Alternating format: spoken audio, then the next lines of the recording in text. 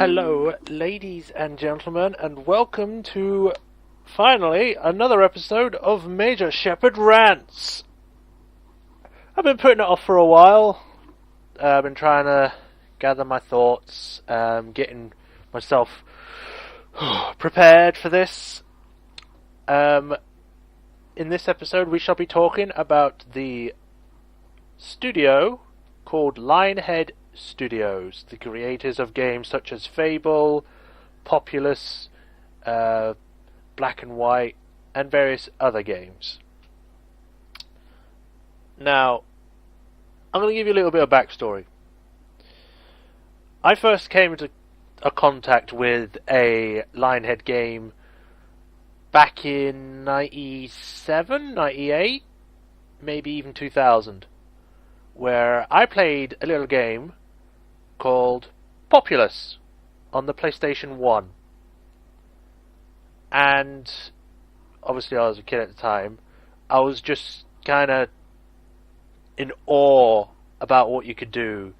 Create villages. You're a shaman of like a tribe, and you can do all these magical feats and go to these like shrines and get more power and create like comets coming from the sky, volcanoes, split the land in half and flood areas, and I was just really enraptured with that idea, and it's kind of what got me interested in the studio.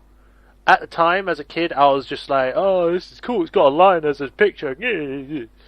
And I didn't finish the game. I only got like a few levels in, then it got really complicated, but from what I played and from what I remember, I enjoyed it.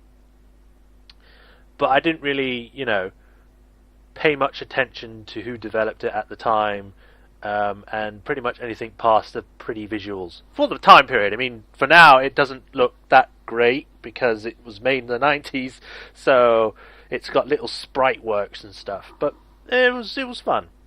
It wasn't until Black and White, the first one, when I played that on PC, man, I was just so taken with it. I just had fun playing as a god, throwing people around. Literally, the first thing I did is pick up someone and accidentally throw them like so far they just zoomed off into the far distance where the camera can't even go. I was like, ooh, I can do this. And then, of course, I kept throwing people around. And then there was the whole thing where you could get a creature, and you could control it in fights. You could decide where it hits, what damage it can do, what it uses, how it moves around in a small battlefield. That was cool. And then the whole climactic thing with the lion that taught you about an evil god, and then it gets killed, and you're like, oh my god! And then you have to try and fight against this evil god. And I was just so taken with it, and it was just so much fun to play. Again, this is when I was probably in my early teens, I'd say about 12, 13. And it was just, God, that was what put Lionhead on my map. Where I was like, okay, I'm going to have to keep an eye out for any other games these guys do. And lo and behold, out came a little game called Fable. And I was immediately like, oh, I'm getting that as soon as it comes out. And I did. I got it for Xbox. The original Xbox. Not Xbox One or 360. The first jump in the pond by Microsoft to try something different. The Xbox original. And for the longest time, I was just an Xbox fanboy. Everything I bought was for the Xbox. I never got a PS2 during that time. I never even thought about getting one. I didn't have any other consoles other than a PlayStation 1. So I was like, okay, I'll try this other console. It's really big. It sounds like it's a big powerhouse. I'll get it, yeah. And buy Fable on it. And again, I was taken aback by how much it had in it. Like, it had this big, enthralling storyline. You could customize your character in the game. It had comedy and fantasy and all this other stuff in it. And it just looked amazing. And that was actually the first time I actually managed to finish a Lionhead game, because I didn't finish Populous, I didn't even get that far in it, and I didn't finish Black and White. I got stuck on like the third or fourth island, and But with Fable, I just got so into it that I just got like, even today, it still holds up as one of my favorite Xbox games to have come out, the original Xbox. And now, with all that's happened, it kind of tears me up a bit. It was at Fable that I learned about a guy called Peter Molyneux. I didn't even know who he was until then. And apparently, well, at the time, I learned that he was the guy that was in charge, or whatever, owned Lionhead Studios. And I was like, this is the guy that made these games, and these are really incredible. And I thought he was basically like the second coming kind of thing. I was like, oh my god, he's making all these amazing games. Oh, what's he going to do next? Then Fable 2 came out. And that's where I started to notice some things where... Because beforehand, before I knew anything about Peter Molyneux, I didn't pay any attention. I was just like, games, woo! But then when I learned about him, I started looking him up. When Fable 2 came out, I looked at all of the trailers and the interviews that they had with him in it. All the things that he said he wanted to put in it, all that kind of stuff. And I was like, wow, that'd be so cool. Oh, it's got a dog in it. That's going to work well. And all this new stuff and blah, blah, blah. But when it came out, something felt off. I don't know how to say it. I mean, even now, I don't really know how to explain it. Something about Fable 2 just rubbed me the complete wrong way. And I didn't notice it at first. At first, I was just like, cool, this is a sequel. This is going to be so much fun. And then I got towards the end, and then it was at the end when I suddenly realized, I don't like this game. I really don't like this game.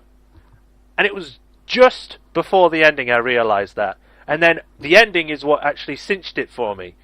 That made me say out loud, oh wait, this game bloody sucks. I hate its guts.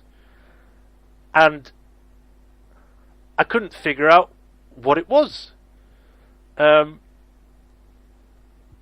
Obviously, this is going to be spoiler filled, so if you want to stop listening, then you can stop.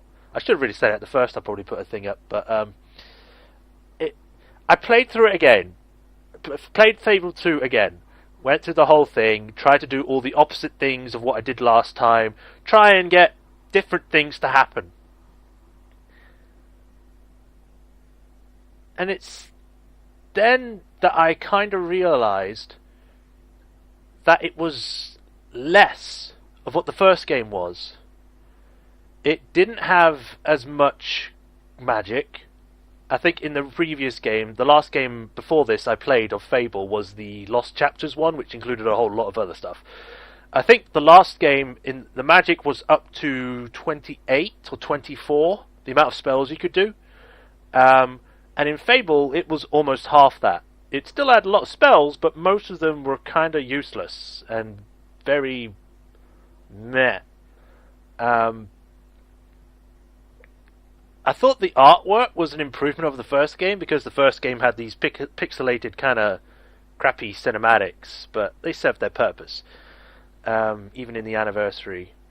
But I don't know. I don't know if it's what they did to Theresa's character, who is the main character's sister in the first game, who ends up going the whole hermit, knowledgeable, future fortune teller person.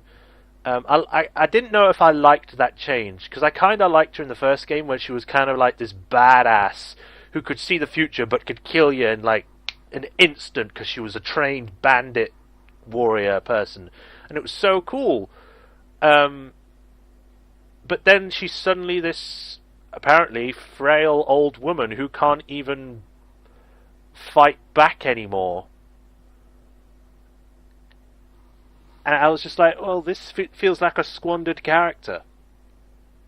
It should have done more with her. I mean, at the time. I felt that, and then it just kind of, I guess, upset me that it didn't really flesh out her character anymore.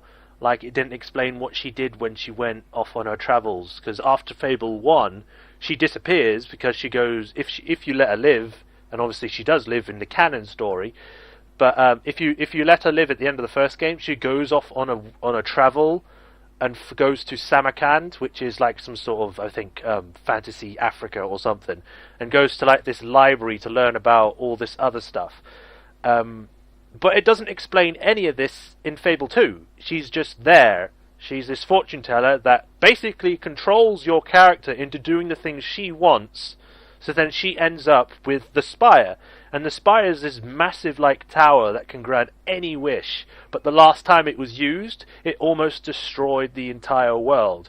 And it was used by like the Archon or the first king or whatever, and then everyone that's been a descendant has been its hero. For example, the hero in the first game is a descendant of the original king. And then there's the whole thing that Scythe is actually the old king because the old king can live forever, but for some reason he decays. Maybe it's something to do with the wish. It doesn't really explain a whole bunch. But in Fable 2, she's also a descendant of the king, and she wants to spire for some reason, but it doesn't really elaborate on it in Fable 2. It just goes, she wants a tower, you're out, goodbye. It's like... But from the beginning to that point, she has been basically a mother figure for you, the character in the second game, because you're an orphan, your sister is also with you, but she gets killed by... I can't remember his name right now, the guy that you chase after the whole game, and then you get saved by Teresa after you get thrown or shot out of a window, because you managed to survive that, even though your sister gets shot at point blank, you get shot at point blank and fall out a window, but you're still alive. Why is your sister not alive? She didn't fall out a window, she just got shot. But then again, maybe the guy would have, I don't know, checked to see if she was dead or something. Anyway, and it just a lot of things that Peter Molyneux said was going to be in this game didn't turn up. And then after looking at previous things for the first game that I didn't get to see when it was on its way out, I noticed that he promised a lot of things in that game that didn't appear until Fable 2 in some form. Like, Peter Molyneux was saying that, we'll have trees that grow old, and you get towards, when you go through the game, so it will start off like an acorn, and you plant it, it turns into a sprout, and then a full-grown tree, and then it dies at the end. It's like, that wasn't included at all in Fable. Nothing does that. And then they kinda include it in Fable 2, because an acorn gets planted because a priest dies or something, and then they do like a gap, a time gap, and I think it's like 10 years later, and the tree's grown. I thought that was kind of cool in the game, but it was an idea they had from Fable 1, but they only apply it to one thing. So I don't know. It just seems like, and it just seems like a weird thing to do. And then I started to notice that Peter Molyneux promises a lot of things, but hardly delivers on all of them. And I was getting the kind of impression that he kept trying to do everything at once, which then ended up with being either nothing done at all, or only a few things done. And I'm not even getting into the actual problems with the game itself, which I'll get into now, I guess. Fable 1. It was generally a stable game. There weren't really that many bugs, and if there were, they were patched and fixed later on. And it was all fine and dandy, and it was all good, the game. Then Fable 2 came out, and it was a complete and utter mess. I mean, it still is. Even with the fixes it still has problems. Number 1. The dog is broken. And I mean that in the literal sense. The dog is broken. It will get caught. The AI, and even just standing still, the dog will get caught on anything and everything. If there's a tree, the dog will walk straight into it for about a good 10 minutes, and then end up going, oh wait, I can turn around, and then walk straight back into the fucking tree. Or the tree opposite. Or it will get stuck on a little tiny pebble that you can't barely see, and then just stay still, as though it just throws it in the spot. And then there was the idea that Peter Molyneux was saying, oh, well, if the dog is injured and you don't heal it and you go into a town, the villagers will be like, oh, that dog is injured. Why isn't that man or player not doing anything? That doesn't fucking happen. The dog can limp, but then after a while it will heal itself somehow. And it's like none of that stuff ever happens. The dog is broken, full and simple. And towards the end, the first playthrough, out at the end when it gets shot and it dies, I'm like, oh, that's not very nice, it's a dog.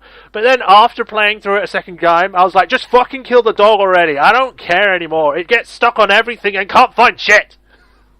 And I just ended up hating the dog in the first game. It was just so lazily or crappily made and an annoying piece of shit that I wish they didn't even put in the game until it was fixed. Or they properly worked it out. Then, there are the other bugs, like people disappearing, doors being opened when they should actually be shut, or having no doors at all, or you being able to steal something right in front of someone and they don't seem to care. Then there were the bloody character models for the main character. They are fucking horrible, especially the female models of the player character. They are disgusting, okay? And I'm not saying that because they don't look like pretty girls or pretty boys or whatever. I mean, they look fucking terrible. The females look like shit, especially when you get them. They got this thing where they tie in the appearance of your character to the amount of stats that you have. So let's say you've got a strong, your strength is like really high. You'll get this muscle-bound man that's like, rah! But if you play as a woman, they look like they've put like freaking expanding armbands in their arms, pump them up as hard as they can go, and then make them walk like they've just shit themselves. It looks complete and utter shit. And there's the fact that they also tie in the height to how fast you can shoot a bow, which makes no sense to me, because height doesn't determine how fast you can pull a bow. It's your arms, or how strong your arms are, because it's not how high, it's how tight you can pull the bowstring. And then it's with the guns as well, which they include, which doesn't make sense why you would need to be higher or taller to use a gun. The armor designs are fucking terrible because they decided that the armors were too overpowered, and then if you used in the first game, because only one was really useful, which was the plate armor towards the end of the game, because it offered the best stats, and they're like, oh, we don't want everyone to have the exact same looking things, so we'll completely take out armor and make it so then everyone can just wear clothes that offers no defensive purposes or bonus attributes at all. In my opinion, that was a stupid move. Instead of completely taking something out because it didn't work the way you planned to, how about you fucking make it work the way you wanted to? Instead of making it so then you don't have any armor, make it so then different armor attributes to different skills. So like you wear light armor, so you're able to fire bows quicker, or you get faster skill points in that area. You wear plate armor, so you get more toughness and more strength, but you're not as quick, and you can't use your weapons as fast, or you can't use spells. Or if you're wearing the fucking mage set, you get stronger spells, and can move faster, but you can't shoot a bow because you don't have, like, the proper equipment, and you're not very strong because you don't have any protection. Rather than just wear a suit, and there's the whole thing with the clothes, where they look fucking stupid. The only time it actually looks interesting is with the main characters.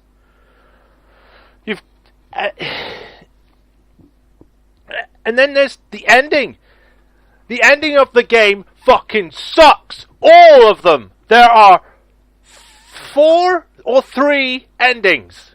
Okay, you defeat all the enemies. You go through all this effort to try and beat this guy that's trying to bring back his family who's been killed. He's been driven to insanity. He's killing these people left and right so he can just build this spire to create his one wish. You go through all the whole thing, trying to save people. Even if you're an evil character, you're saving people and trying to kill this one guy. And you go to the spire, and you know what happens? You go to the spire. You do a conversation that isn't really that much interesting, but you still want to listen to it. And if you take too long, one of the fucking side character kills him. What? Literally, you go to the Spire, you use a magic box that you get given in a dream or some shit like that, you transfer all the negatives and your old age to him, so then you look like you're 25 again, and then you listen to him talk, he's like, I just wanted to bring my family back, blah, blah, blah, blah, blah, and then either you shoot him, and he falls down into the pit, or a guy called Reaver, who is the only good character in the entire fucking game, other than Teresa, and maybe Garth, fucking shoots him, and it's like, oh, sorry, I couldn't be bothered to pay attention to his dribble. It's like, well, I know, but give me the choice, okay? I played through this game. I put all this effort into it, and you just take away the part that I worked so hard to achieve. And then after that, it gives you the audacity to do 3 choices. Number 1, bring back everyone that's been killed by the Spire. A good choice. Everyone will be happy, but your sister will still be dead, and you won't get anything for yourself. Number 2, wish your sister back to life, but all the other people will still be dead, but they can understand your choice. For some reason, it's a good choice. It's not neutral, it's not bad, it's a good option. It gives you good points. It makes no sense to me why it does, but it does. And then the third choice, which is just get money. That's it. It does not get power, don't get a unique weapon, don't get a unique house or something. You get money, which you can earn easily through doing side quests or just taking it. It's fucking unbelievable. And then the companions can comment on it. It's like, oh, I don't know if I should do the same thing. I'm going to go to this place and I blame you. It's like, well, fuck you too. It's not my fault your father fucking died, you stupid priestess warrior who can't do fucking shit and just appears right now. And then you've got the DLC which add on to it. We've got the fucking, you've got the, what was it? Battle Spire or something. The only good DLC really that came out of all of them was the one where you get to go through like various challenges with Teresa, where it's like you get to go to the original Oakvale from the first game, sort of, and you fight paint demons or something, and then you get to the end and you get to see your future, which is about your offspring who will become the prince of blah blah blah, which I'll explain in a minute, and then fucking other stuff. Only that part was what I cared for. The rest of it, it didn't really give me any sort of incentive to care about. Oh, you get to go to Oakvale to save the villagers. Why the fuck are they in this thing in the first place? Why does Murgo have this? Why does this thing even fucking exist? And it's just, after everything I went through, I just ended up completely hating Fable 2. Completely. Nothing in it makes me like it even one part. The only things that I like that came from it are Reaver and maybe Teresa. Even if I didn't agree with the whole thing where she becomes like a hermit fortune teller that's more like a mother figure, she was still a good character in some aspects. Everyone else was a fucking shitbag.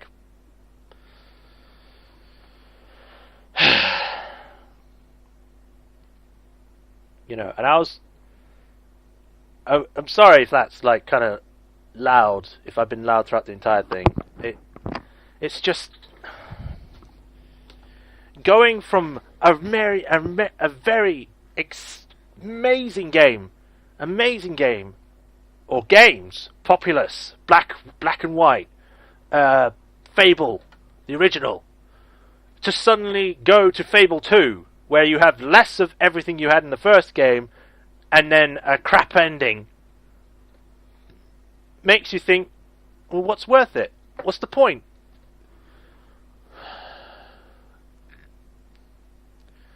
That was just when I started thinking if it was going to end up being something that I didn't want to be a part of anymore. And then came Black and White 2, which was practically the exact same game the exact same scenario, just with better graphics and less stuff in it. Again, black and white. You could control your creature in a fight. You could make it hit in specific areas. You could make it do special moves and stuff. Black and white too, you can't. You send your creature to fight and it fights on its own and that's it. Whoop-de-doo!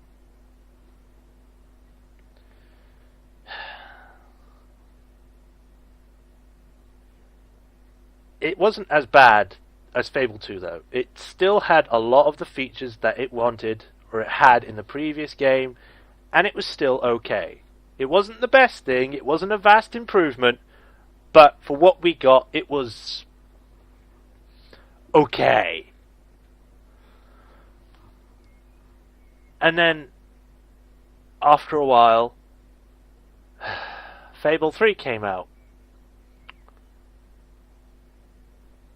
And again, very, very disappointing. And yet, this is like probably blasphemy to a lot of people. And I might get a lot of flack for it, or a lot of people leaving my channel because of it. Because it may not be a big thing for other people, but for the people that know this game, I actually like Fable 3. Okay, there they go. I could just hear the people going, "What? No!" But, in my opinion, Fable 3 is good. It still has a lot of problems, and it's done a lot of things wrong. But I think it's better, marginally better, than Fable 2. It's still not as good as the original Fable, don't get me wrong. It's still a terrible game. But something about it just makes me like it. I don't know if it's the design choice, or it's the fact that your main character talks now, which I like, because in my opinion the whole silent protagonist thing kind of feels forced sometimes. Obviously if it's done on a character that's already been established as a silent character, then it's fine, but if it's something like this, or a new game, I prefer to have characters that talk, to give them more weight. But anyway, that's a different discussion. So yeah, I liked Fable 3. I like Fable 3. I still try to play it now and then. Obviously I play it on PC, and that has the whole problem of being with Windows Live, which doesn't exist anymore, so I have to install an old version to get it to work. But the thing that I really liked in Fable 3 was the fact that your weapons would change appearance depending on what was your highest thing at the time. Granted, the feature behind it is kind of wonky. It could be fitted a whole lot better, or it could be so that you can actually choose how it goes rather than it being depending on what you do. Rather like you go to a blacksmith and you say, "I want this handle," or "I want this thing," or something like that. But just something so then you can get the option of what you want it to evolve to. So like if you did a quest, then you can unlock this handle or whatever. Anyway, I like the whole quests in it. They were fun to do. I like the fact that it went back to previous games, even if I fucking hate Fable 2.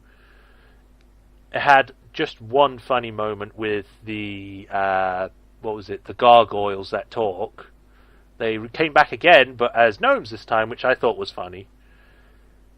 But still, this game is terrible.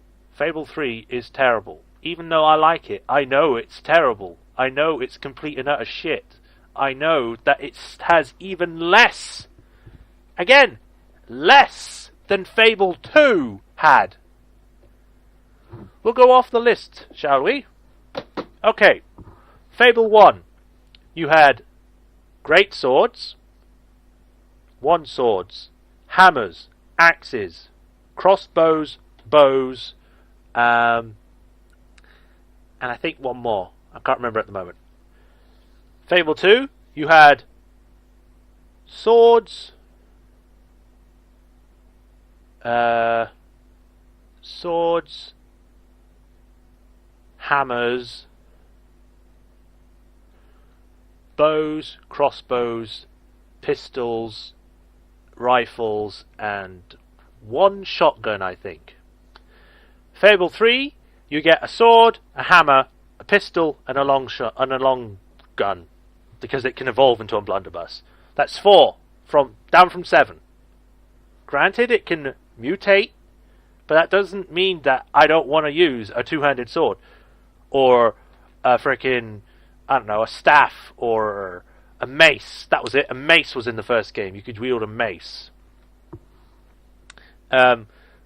Or a shotgun, or even if the long gun can turn into a shotgun, which is rare, but still.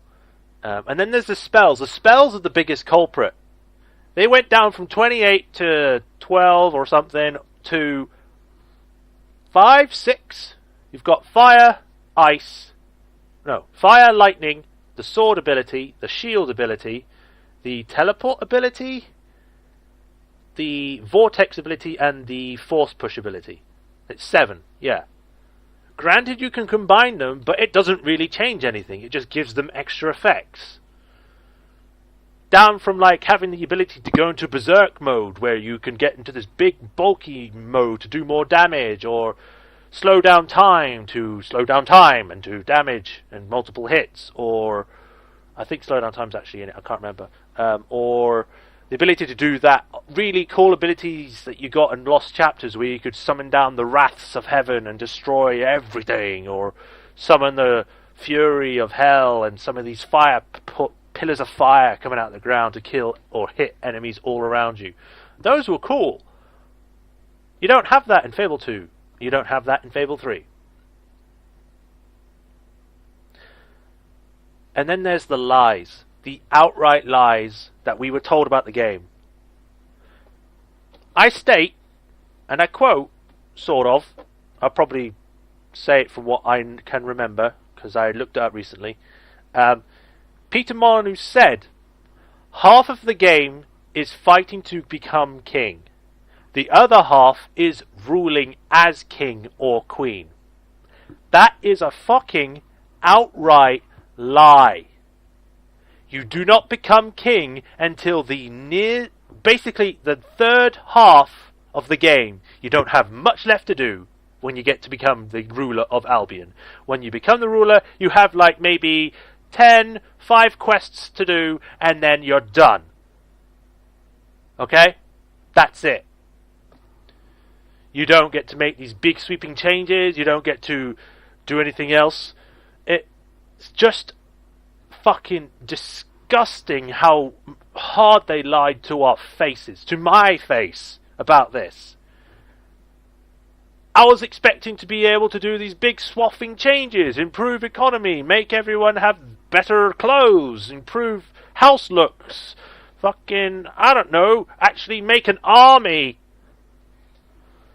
to defend against this fucking, I don't know, Elder God horror thing that's coming after you. And what do we get? We get a small fight in Bowerstone, just Bowerstone, that's on fire, no soldiers around near enough, and you fight these mechanical bird things, and at the end, the thing possesses your father figure, you kill your father figure, and apparently kill the demon or whatever was possessing him at the same time. What? What? I spent the last half bit of this game trying to build an army, and the army's not even fucking there? What? And that's not the only thing that's wrong with it. The dog's back. You know what? They fixed nothing. They fixed fucking nothing. And I mean that. They didn't change anything with the dog. It's like they just picked it up from Fable 2 and put it in Fable 3 and did nothing else. They changed the model. Woo! It looks more high poly. It's got more stuff doing. But that's it. They don't fix the problems. They don't fix the fucking AI. They don't fix that it gets caught on fucking everything. And they expect us to just accept that? No. How about you take a leaf from other people? Even fucking, I don't know, EA, when they know there's something wrong, they fucking at least try to fix it. With a dog, you just leave it as it is. It's still fucking broken. The game is broken. Even more so than Fable 2. There are still so many bugs in Fable 3 that it ends up nearly becoming unplayable at some instances when you get them. Walk into a wall, you get stuck, teleport behind the wall, and then can't move. You have to load a previous save. Oh, you're using Windows Live? Oh, well, if you're not careful, you can easily corrupt your save data, making you start the whole fucking game all over again. Losing everything, even your DLC. You can corrupt your DLC and not be able to install it again. You can break the game so it can't work. And it still does that. They haven't fixed it. They haven't patched it. They just fucking left it on the side and said, oh, if it breaks, it breaks. It's not our problem. Fuck you. We don't care about our players anymore. We only care about the money. It's just so fucking annoying when they do that. You enjoy all their previous games, and then all of a sudden it's like they just turn to their friends and families and their fans, they just turn around, just fucking shoot them in the face. They don't slap them in the face, they fucking shoot them in the face with a shotgun the size of, like, I don't know, Scotland or the UK or the fucking world. They're just like, oh, sorry, we're actually just people here to take your money. You know, and fucking blow your head off. The story is even worse. Okay? It's terrible. You're fighting against your sibling, alright? Because they think what they're doing is right. The people should do what the king wants, blah, blah, blah. The whole normal story thing. And then you end up fighting up in a rebellion against him. You fight all of his soldiers, you get to his castle, and he surrenders. He says that he was only doing it to prepare you for what's going to happen ahead. I'm sorry, what? You tried to kill me, you killed my friends, you killed all these other people, and you did it just to teach me a lesson. Me!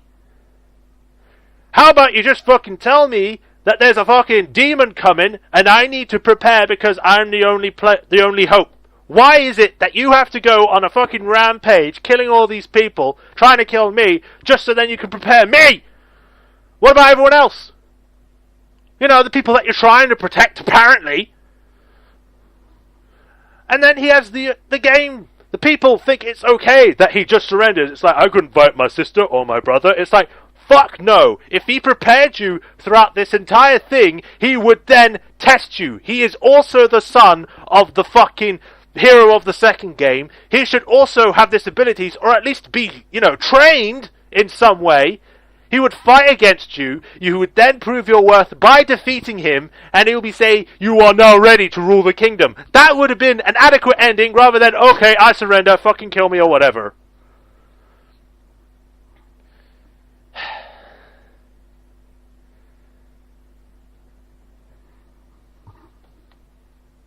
And it's just got so many problems with Fable 3. Okay? The fact that it just ends. It doesn't give you any sort of closure. It's just, you beat the bad guy, bye-bye.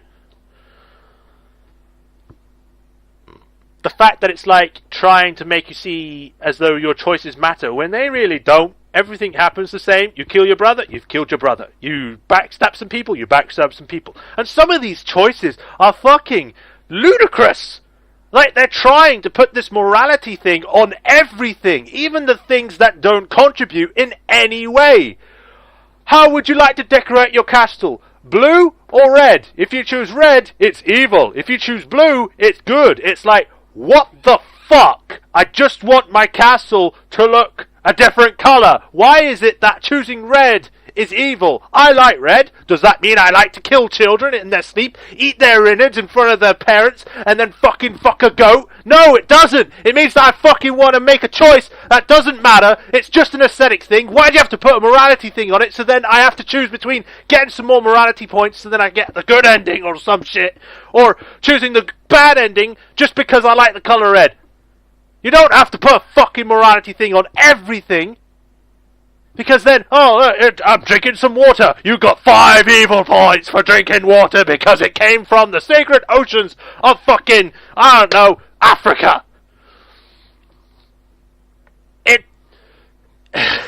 It's stupid. And you got these silly side quests. Oh, when you become king, or even as normal side quests. Oh, my queen or king, I have a statue I was going to give to the monarchy to make some money, but I lost it, and now it's with these Balverines you have to fight, which are the Fables versions of werewolves. They're okay. Anyway, and you have to go fight them. White Balverine, it's a man who can talk and has his own mind, but is evil, and you have to fight him. Get statue, fucking, the guy gives it to you, you can put it in your personal armory, or your, whatever account, or the castle account. It's a fucking statue! Why you give me? It doesn't... What? How about you actually show me, like, training the soldiers, preparing for this elder god thing that's coming to kill us all? Or how about preparing for this thing, like telling the people that they have to stay at homes or go to a special refugee camp until this whole thing is sorted out? Or fucking, I don't know, going to fight the demon's army that is apparently attacking, which we don't ever get to see other than the parts at Bowerstone. If you don't know what I'm talking about halfway through the game, before you become king, or queen, or whatever, you find out that there's this eldritch horror, or whatever, that induces fear and insanity in its targets, and it's getting stronger and stronger as the years have gone by.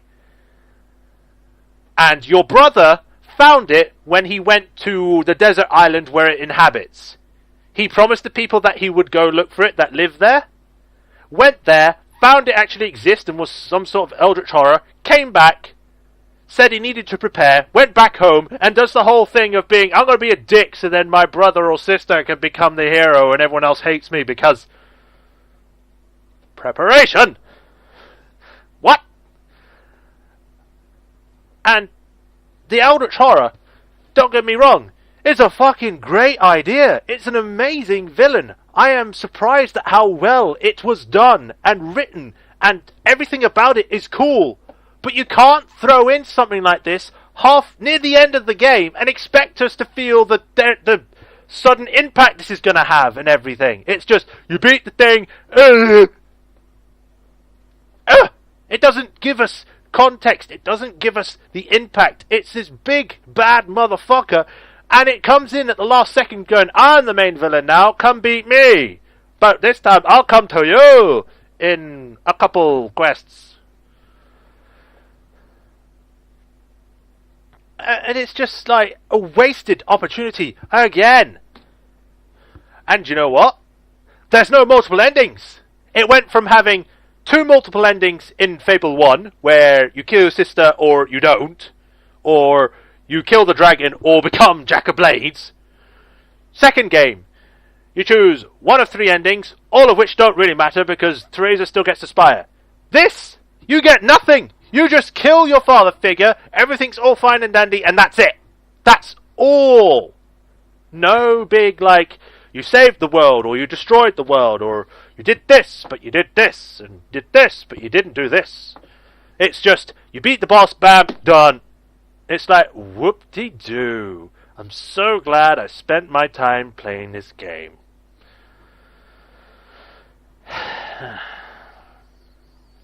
And don't get me wrong, again, even with all these complaints, with all of my misgivings about it, I still like the game. I don't know why, but I prefer it to Fable 2. It hurts my brain thinking about why I do. But I just think what they did here was better in the characters. Because the characters in Fable 2, in my opinion, were pretty fucking weak. Especially the main villain. Even though he was supposed to be built up as this guy who's like the family guy. And all that. It's like, dude, whatever. Fable 3, you get your father figure, who's actually like a proper father figure rather than Teresa, who just fucks off most of the time. He actually teaches you from beginning to end, and at the end when you have to kill him, it's kind of heartbreaking, because it's like, oh my god, I just killed the guy I spent most of the game being with, and then I saved from the desert or left behind, depending what I chose, even if both choices are weird. Again, this is another morality thing where it's like, you can choose to take him with you, which is the bad choice, or you can choose to leave him behind to get help, which is... You can choose to take him with you, which is the good choice, or you can choose to leave him behind to get help, which is the bad choice, which makes no fucking sense, because both lead to the same outcome. You leave him behind. Literally. You pick him up. He's like, come on, I'm not leaving you behind. It's like, okay. It's like, alright, I can't go any further. Okay, stay here, I'll go get help. Do the second choice. Stay here, I'll go get help. Same exact outcome, but sooner. What's the fucking point then in giving us the choice? But back to the thing. Yeah, you've got that father figure guy. Then you've got Jeeves, or whatever his name is, who's done by, obviously, what's his name? The guy that does Faulty Towers. I can't remember his name at the moment for some reason. It's escaping me. But that guy, he's really good in everything he does. He's been in Monty Python, he's funny, he knows how to act. And in this game, it's no exception. I just wish he was used more. He's used at the beginning of the game, and then he's in your menu system for the rest of the game, which is a shame. And the menu system fucking sucks, by the way. Takes up way too much time to access and use. Anyway, then you've got the supporting characters, like you've got the crazy old guy that leads a tribe people that live in the mountains. He's funny, and I like the big guy that's with him.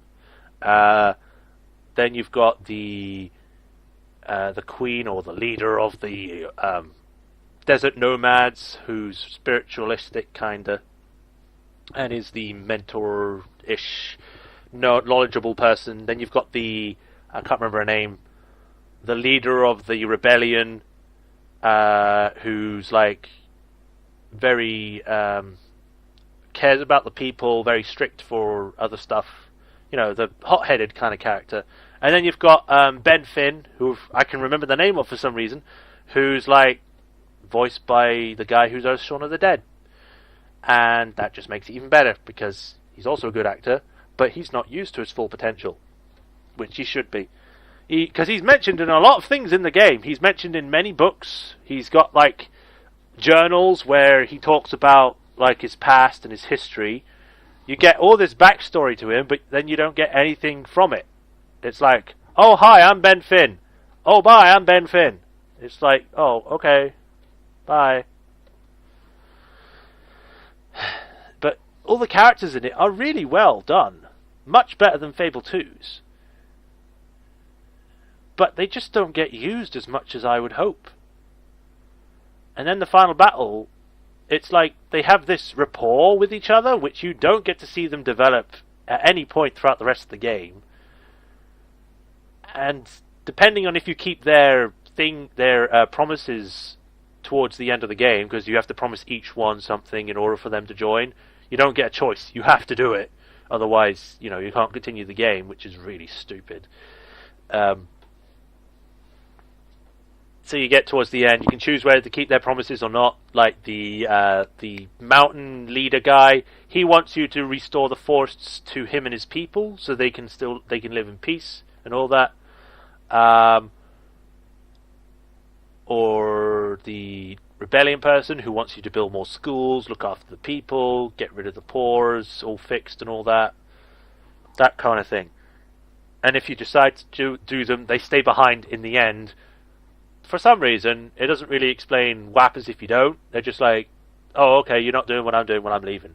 And that's pretty much it. You don't see them come back. You don't see them do any sort of, like, I don't know, secret missions against you. They say their bit and then they disappear forever. Which is kind of weird. What else?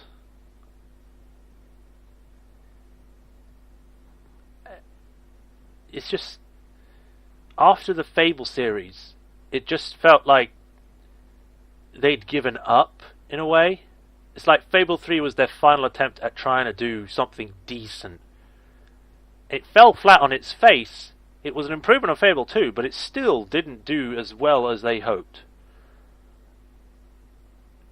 And then the news came in that Peter Molyneux was leaving.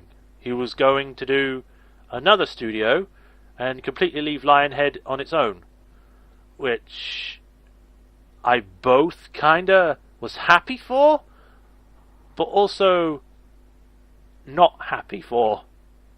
Because I was happy because it would mean that maybe the team would actually be able to focus on things rather than trying to do everything at once and actually tell us the truth about the games rather than either lying about it or saying something's going to happen and then it not happen.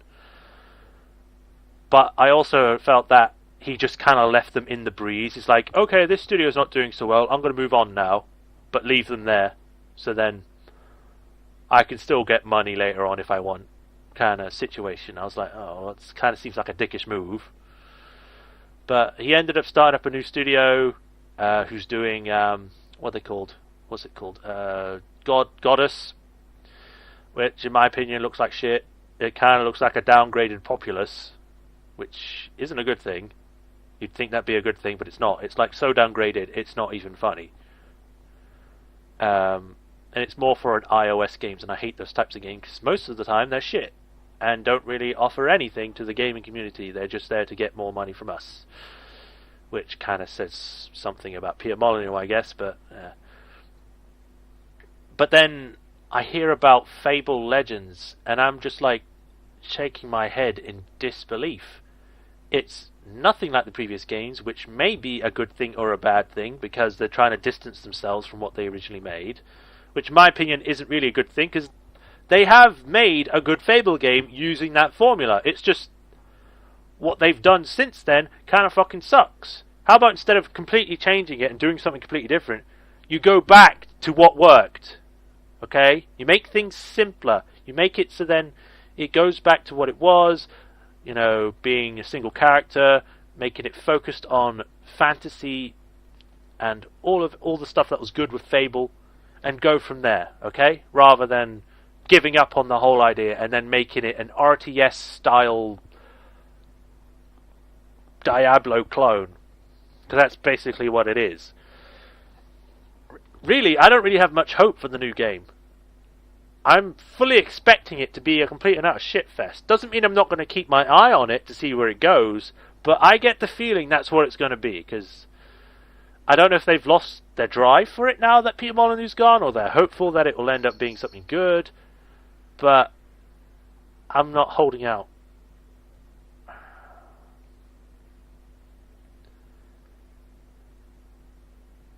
It's just such a shame for this studio that it ended up like this. I was like, when I first saw them and I played their games, I was just really looking forward to what they were going to come to, and it ended up as this. It just upsets me, I guess, that a promising studio such as Lionhead that had such talent and a drive for their games, and then Fable 2 and Fable 3 come out, and Black and White 2. It kind of hits me, I guess, that all these people that work this hard to get something to work, and it just falls apart.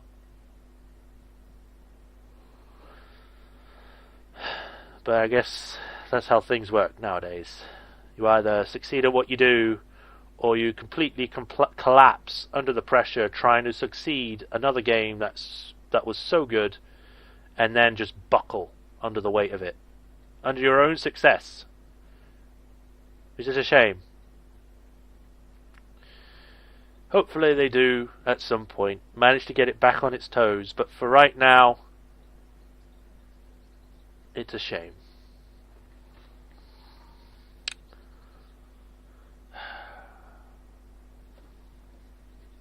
So I think that'll be it for now. I've had a long enough. I mean, I could go on for hours talking about Fable, saying how crap it is, Fable 2 and Fable 3 anyway. How crap it is, what the problems are. But if I do that, then this video will be probably a day's worth long. So I don't want to do that to you guys. You probably had enough of me shouting anyway. But yeah,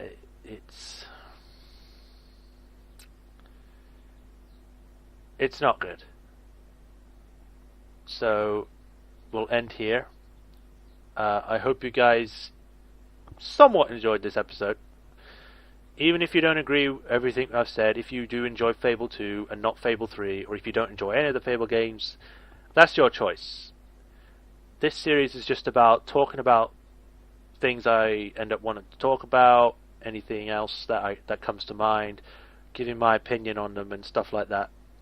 It's not to say that you should think this way, or you should feel this way the same way I do. It's just what I feel, which may be kind of redundant in the series, because some people don't want to know what other people want to say or think.